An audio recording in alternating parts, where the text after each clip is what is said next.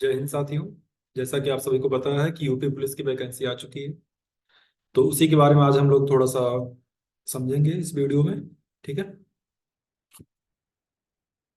तो पहली बात तो ये कि जो फॉर्म फिलअप होगा वो 27 दिसंबर से स्टार्ट है। ठीक है, यानी कल से। और जो वैकेंसी है टोटल, वो आप यहाँ पे देख सकते हैं। अनारक्षित यानी कि यूआर कैटेगरी यानी जनरल कैटेगरी के लिए जो वैकेंसी है टोटल 24,000 है यहाँ पे। ठीक है। इस 24,000 में कोई भी फाइट कर सकता हो, चाहे जनरल हो, चाहे ओबीसी हो, चाहे एससी हो, चाहे एसटी हो, बस उसके मार्क्स अच्छे होने चाहिए। ठीक है। ईडब्ल्यूएस के लिए यहाँ पे टोटल वैकेंसी 6,000 है। ओबीसी के लिए आपके लिए 16,000 समथिंग है। एससी के लिए 12,650। और एसटी के लिए 12,004, सॉरी 1,204, यानी टोटल है जो वैकेंसी वो 60,244 यहाँ पे आपको दिख रही है। अब इस वीडियो को आप लोग ध्यान से देखिएगा, क्योंकि अभी बीच में मैं आपको ये बताऊंगा कि ईडब्ल्यूएस सर्टिफिकेट या ओबीसी सर्टिफिकेट जो बनवाना है आपको, उसकी डेट किस से किसके बीच में होनी चाहिए, ये बहुत ही इंपॉर्टेंट है। इसकी वजह से बहुत सारे स्टूडेंट्स का लॉस हो सकता है। तो वीडियो में बने रहिएगा, अभी हम लोग इसको डिस्कस करेंगे आगे। ठीक है। और इस बार 20% वैकेंसी जो है वो गर्ल्स के लिए रिजर्व भी कर दी गई है।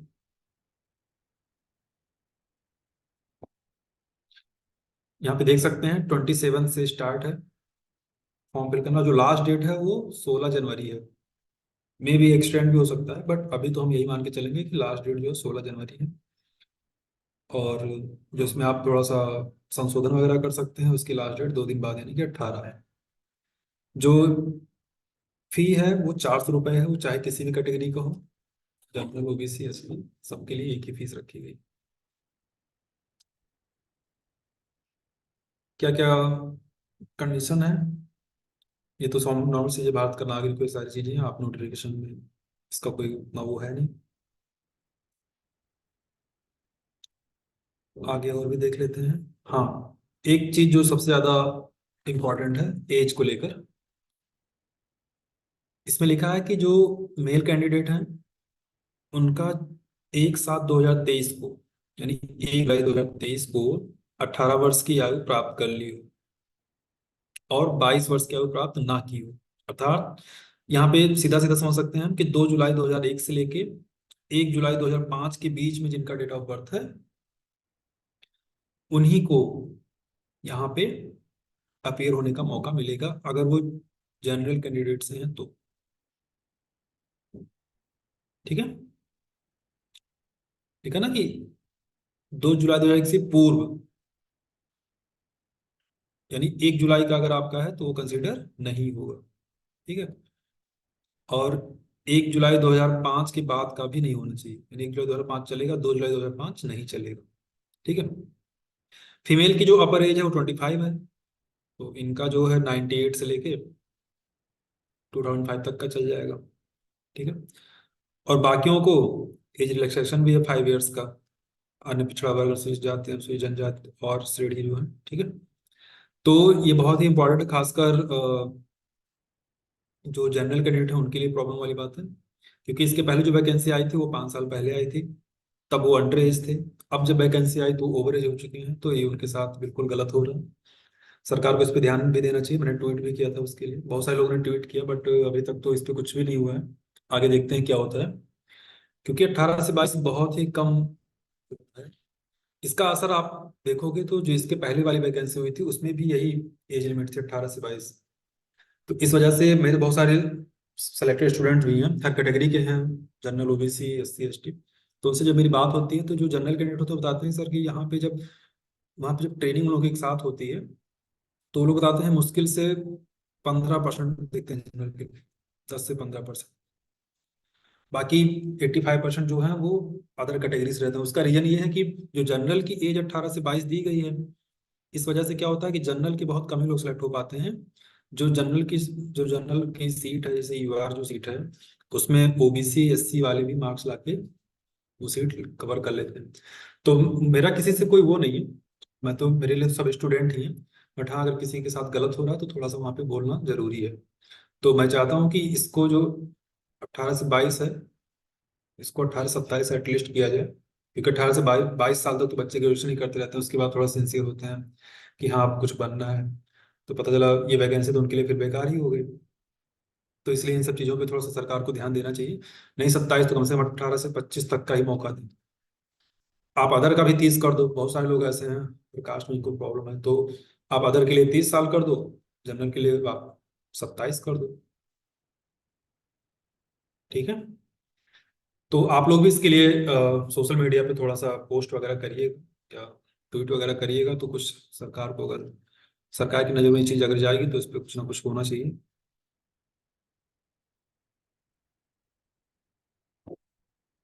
चलिए आगे बढ़ते हैं। और चरित्र प्रमाण पत्र वो तो पता ही आपको कि आपने कभी कोई क्राइम वगैरह ना किया हो जिससे कि आप इसके लिए सुटेबल हो। इसमें शादी की बात की गई है, तो इसमें ये सब बहुत रेयर केस में होता है, बट फिर भी सारी कंडीशन यहाँ पे लिख दी जाती है कि कोई ऐसा कैंडिडेट है जिसकी दो वाइफ हैं तो उसको नहीं कंसिडर किया जाएगा, या फिर कोई ऐसी बीवी है जिसके पति की ऑलरेडी एक बीवी और है, तो उस पत्नी को भी वहां पे मौका नहीं मिलेगा। ठीक। बाकी फिजिकल आपको पता ही है कि आपको फिजिकली फिट होना चाहिए सारी चीजें। टोटल 150 क्वेश्चंस आएंगे। ठीक है। टोटल यहाँ पे 150 क्वेश्चंस आएंगे, इस बात का आपको ध्यान रखना है।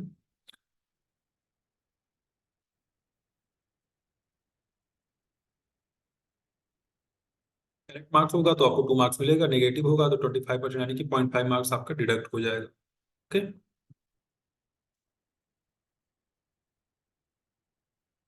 सारी चीजें भी क्लियर होंगी, आपका पेपर जो होगा OMR पे होगा, यानी कि ऑनलाइन नहीं आपका एग्जाम।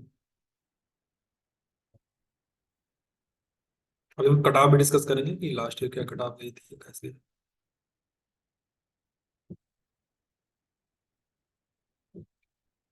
जो मेल कैंडिडेट हैं जनरल के, उनकी हाइट 168 सेंटीमीटर होनी चाहिए, यहाँ पे दिख रहा है आप सभी को।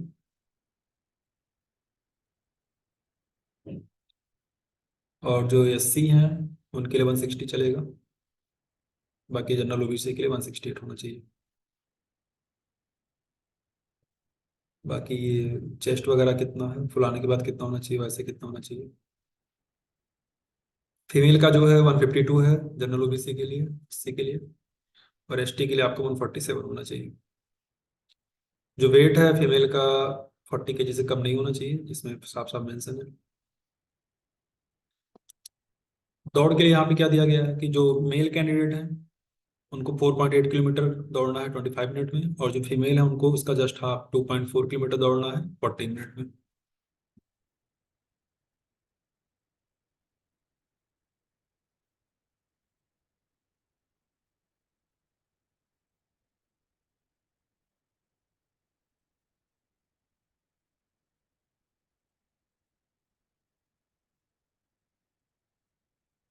एज रिलैक्सेशन वगैरह के बारे में थोड़ा सा यहाँ पे दिया गया है।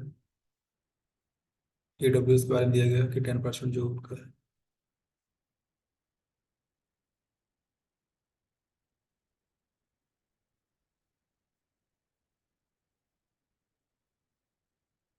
ये यहाँ पे जो OBC SC ST कैंडिडेट है उनके लिए 5 इयर्स का रिलैक्सेशन यहाँ पे देख सकते हैं।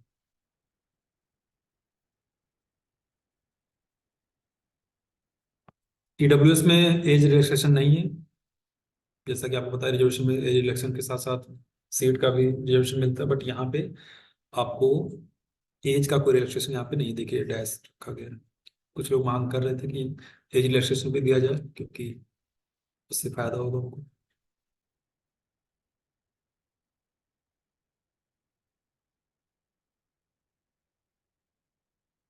जो जो काम की चीजें वही मैं बता रहा हूँ आप सबको। ठीक है। बाकी नोटिफिकेशन तो बहुत लंबा है, आप चाहो तो एक बार पूरा पढ़ लेना, बट देखिए एक चीज जो इम्पोर्टेंट है लिखा ना, अन्य पिछड़े वर्ग के लिए जाति प्रमाण पत्र 1 अप्रैल 2023 या उसके बाद का, किंतु इस भर्ती हेतु निर्धारित आवेदन करने की अंतिम तिथि तक का निर्गत होना चाहिए। अब जैसे अंतिम तिथि क्या है होता है, 16 जनवरी अभी जो दिखा रहा है, तो 1 अप्रैल 2023 से 16 जनवरी 2024 के बीच का आपका होना चाहिए OBC जो आपका सर्टिफिकेट है, ठीक है। और सेंट्रल का नहीं चलेगा, स्टेट का चलेगा, इस बात का ध्यान रखिएगा। आपको स्टेट का सर्टिफिकेट ओबीसी का जो बनता है वो आपको पास होना चाहिए।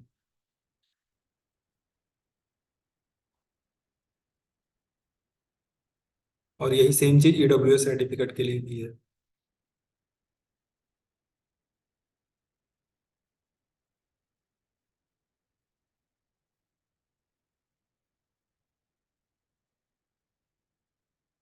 फोटो में कुछ लोग गलतियां कर जाते हैं, तो आप इस चीज को समझ लीजिए। क्या होना चाहिए, चेहरे की छवि स्पष्ट दिखनी चाहिए, अत्यधिक चमक या छाया नहीं होनी चाहिए। फोटो 6 महीने के अंदर का होना चाहिए, सफेद या हल्के ग्रे रंग का बैकग्राउंड होना चाहिए, ठुड्डी से शिखर तक साफ दिखना हो, ठीक है। मुंह बंद रहे, आंखें खुली रहे, दोनों कान भी दिखने चाहिए। कई बार ऐसा होता है कि फोटो लेने पे एक ही कान दिखता है, एक नहीं दिखता है, तो इसका थोड़ा सा ध्यान रखिए। अगर आप चश्मा पहनते हैं तो इसमें आपकी आंखें साफ दिखनी चाहिए, और ग्लास रंगीन नहीं होना चाहिए, पूरा ट्रांसपेरेंट होना चाहिए, ठीक है। बेहतर होगा कि आप चश्मा निकाल के ही फोटो खींचो। फोटो में टोपी वगैरह आप नहीं यूज करना, मुफलर वगैरह, ठीक है।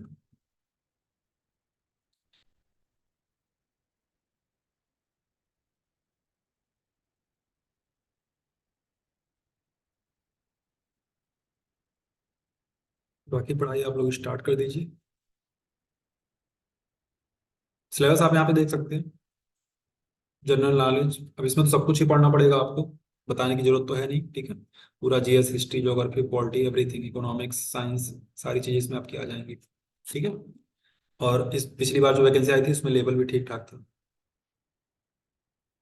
हिंदी, हिंदी में भी आपकी हिंदी और अन्य भारतीय भाषाएं, हिंदी व्याकरण का मौलिक ज्ञान, हिंदी वर्णमाला, तद्भव तद्भव तत्सम, पर्यायवाची, विलोम, अनेकार्थ, वाक्यार्थों के स्थान पर एक शब्द, समरूपी, वचन, कारक, सर्वनाम, विशेषण, क्रिया, काल, वाच्य, अव्यय, उपसर्ग, ये सारी चीजें आपको यहाँ पे दिख रही है। रस, छंद, अलंकार, ये सब भी है, ठीक है। प्रसिद्ध कवि और लेखक, उनकी प्रसिद्ध रचनाएं, हिंदी भाषा पुरस्कार, ये सारी चीजें, ठीक है। न्यूमेरिकल मेंटल एबिलिटी, इसमें देख सकते हैं आप मैथ्स का संख्या पद्धति, number system, simplification, decimal and fraction, highest count factor यानी एलसीएम एचसीएफ, ठीक है। Ratio and proportion, percentage, profit loss, discount, simple interest, compound interest, partnership, time and work, average distance, table and graphs यानी कि आपका DI है ना, mensuration, ये सारी चीजें, यानी कि आपका यहाँ एडवांस मैथ नहीं है, अर्थमेटिक है, ठीक है। एडवांस नहीं, अच्छी बात है, क्योंकि एडवांस में थोड़ी सी टफ होती है, जिसमें आपको ज़्यादा टाइम देना पड़ता है। बाकी आपका रीजनिंग वगैरह भी है इसमें, सारी चीज़ आप देख सकते हैं। चलिए, बाकी ये सब आपका फॉर्मेट दिया गया है कि जो आप सर्टिफिकेट बनवाओगे वो किस फॉर्मेट में होना चाहिए। तो आप नोटिफिकेशन डाउनलोड कर लेना आप लोग सरकारी रिजल्ट से, वहाँ पे आपको सारी चीज़ें मिल जाएंगी, ठीक है। बाकी जो सबसे इंपॉर्टेंट चीज़ है कि जो आपका ईडब्ल्यूएस सर्टिफिकेट है और जो ओबीसी का सर्टिफिकेट है, ये स्टेट का होना चाहिए, पहली बात। इन दोनों सर्टिफिकेट की जो डेट दी गई है, 1 अप्रैल से, यानी 1 अप्रैल 2023 से लेके 16 जनवरी 2024 के बीच का होना चाहिए, ठीक है। इस बात को ध्यान रखिएगा। अभी जो लास्ट डेट है फॉर्म फिल करने की वो 16 जनवरी है, इसलिए यहाँ पे 16 जनवरी तक है। अगर एक्सटेंड होती है तो थोड़ा बहुत चलेगा, बट आज ही से आप लोग इसके में लग जाएगा। किसी के पास सर्टिफिकेट नहीं है तो आज ही से लग जाइए इसके लिए, ठीक है। और ईडब्ल्यूएस के लिए पहले पता है आपको, ईडब्ल्यू सर्टिफिकेट बनाने के लिए पहले आपको इनकम सर्टिफिकेट बनाना पड़ेगा। जब इनकम सर्टिफिकेट आपका बन जाएगा तो वही इनकम सर्टिफिकेट लेके आप तहसील पे जाओगे, तो वहाँ पे जो लोग वहाँ लोग रहेंगे वो आपको एक 4-5 पेज का कागज देंगे, ठीक है। वो खुद ही फिल कर देंगे, आपको बस खाली बताना रहेगा। आपको 3-4 फोटो लेकर जानी होगी, आधार कार्ड लेकर जाना होगा, ठीक है। इन सारी चीज़ों को लेके आप वहाँ जाओगे तो आपका ईडब्ल्यू सर्टिफिकेट वहाँ पे बन जाएगा, तुरंत नहीं बनेगा। आप वहाँ पे अप्लाई करोगे, बट हाँ, आप फॉलो अप लेते रहना, ठीक है। आप वहाँ पे जब जाना किसी एक का नंबर ले लेना, और थोड़े बहुत पैसे भी देने पड़ते हैं तो आप दे दीजिए, क्योंकि आप ही का फायदा है इसमें। वैसे आपको टाइम लग जाएगा, ऐसे पैसे दोगे थोड़ा आपका काम जल्दी हो जाएगा। तो इससे फायदा होगा आपको, कम से कम 10 नंबर का तो आपको फायदा हो ही जाएगा, ठीक है। तो अगर बन सकता है तो आप बनवा लीजिए, बिल्कुल चूकिए मत। लेकिन ये भी नहीं कि पूरा टाइम इसी के चक्कर में, इसको बनाने के चक्कर में आप वेस्ट कर दो और आपके पढ़ाई ना फोकस कर पाओ, क्योंकि आपको पता है कि बहुत कम टाइम है आपके पास। बस ये मान के चलिए 1.5 मंथ है आपके पास। हार्डली आपका फरवरी के एंड में एग्जाम हो जाएगा, मिड में भी हो सकता है, ठीक है। तो इस बात का ध्यान रखिएगा कि फरवरी के बाद नहीं है, क्योंकि उधर इलेक्शन भी होने हैं। तो उस चीज को ध्यान में रखते हुए इधर आपका एग्जाम जल्दी करा लिया जाएगा।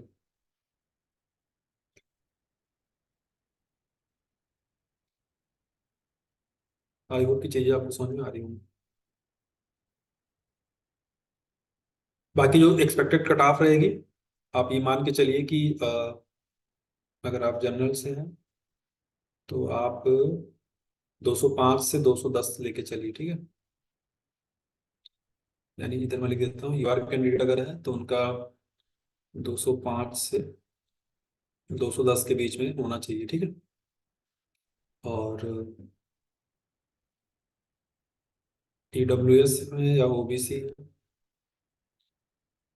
तो इसका 197 के आसपास रहेगा, ठीक है। एससी है तो आपका 180, एसटी का 170, यही कट ऑफ रहेगा नियर अबाउट, ठीक है। तो 4 नंबर आप आगे पीछे कर सकते हो, बट इससे ज़्यादा नहीं जाएगा। कुछ लोग ये देख रहे होंगे कि जो कट ऑफ गई थी 225 पिछली बार, वो 225 क्यों थी पता है? पिछली बार क्या हुआ था कि एग्जाम 2 दिन होना था। पहले दिन एग्जाम हुआ, 2 शिफ्ट, फर्स्ट एंड सेकंड। अगले दिन पेपर आउट हो गया तो वो एग्जाम नहीं हुआ, फिर वो एग्जाम हुआ 2 महीने बाद, 2-3 महीने बाद वो फिर एग्जाम हुआ। तो जब 2-3 महीने बाद एग्जाम हुआ तो फिर क्या हुआ कि गवर्नमेंट को लगा या आयोग को लगा कि ऐसे तो जो बच्चे 2-3 महीने बाद एग्जाम दिए हैं उनको ज्यादा मौका मिल गया। तो जो पहले एग्जाम दे चुके थे पहले दिन, उनका नुकसान ना हो, तो इनको नॉर्मलाइजेशन में 40-40 नंबर बढ़ा दिए गए। मतलब जो 180 पाया था उसके 225 हो गए। जबकि 225 खुद पढ़ के लाने में इनकी हालत खराब हो जाती है, 2 महीने पढ़ते तब भी ना आता, लेकिन वहां पे ऐसा हुआ, ठीक है। बट एक्चुअल में जो 225 जिनका था, 230 जिनका था, वो सब 180-90 के आस ही पास थे, ठीक है। तो आप इसको मत देखिएगा कि 225 कटाव गई थी, ऐसा कुछ भी नहीं था। वो एक्चुअल में जो था कटाव, आप उसको 180-90 ही मान सकते हो, ठीक है। तो इस बार थोड़ा सा 10-15 नंबर आप उसमें बढ़ा लो। अब इसमें मैं और भी सारी चीजें आपको बताऊंगा, तो उसके लिए आपको मेरा अगला वीडियो देखना होगा। अभी तो मैं इसको एंड करता हूँ एक वीडियो। बाकी हाँ, मैथ्स की मैं क्लासेज लूंगा, ठीक है। मैथ्स की वीडियो मैं आपको बराबर देता रहूंगा। मैथ्स जितना भी इसमें है, आपके पुलिस में जितने भी मैथ्स है, इसको मैं कवर कर दूंगा आप लोगों के लिए। तो टाइम बहुत कम है, तो आप जल्दी से अभी से पढ़ाई करना स्टार्ट कर दीजिए, बहुत टाइम वेस्ट मत करिए, ठीक है। चलिए, तो इसको तो मैं यहीं पे एंड करता हूँ, फिर अभी एक और वीडियो बनाऊंगा, उसमें और डिटेल्स दूंगा, क्योंकि कल से फॉर्म फिल करना स्टार्ट हो जाएगा। तो कुछ और नई चीज़ें पता चलेंगी, तो उसके लिए भी मैं एक वीडियो बना दूंगा। बाकी एक्चुअल में पेपर कैसा आएगा, मैं प्रीवियस ईयर का पेपर एक डिस्कस कर दूंगा नेक्स्ट वीडियो में, ठीक है। तो और भी चीज़ें आपको क्लियर हो जाएंगी। बट हाँ, अभी से आप शेड्यूल बना के पढ़ाई करना स्टार्ट कर दीजिए। कम से कम आपको 12-12 घंटे पढ़ने हैं डेली, ठीक है। तो 2 महीने की, 2-3 महीने की बात, 2 महीने की बात है, 1.5 महीने की। 1.5 महीने के लिए आप सब कुछ भूल जाओ, घर वालों से बोल दो कि मुझे डिस्टर्ब बिल्कुल ना करें। बाकी आपको और भी लोग जो डिस्टर्ब करते हैं उनसे भी आप दूर हो जाओ, भूल जाओ कि हाँ 1.5 महीने कोई है आपकी लाइफ में। ओके, तो मैं इसको यहीं पे एंड करता हूँ। Thank you so much to all of you. मिलते हैं नेक्स्ट वीडियो में। Thank you.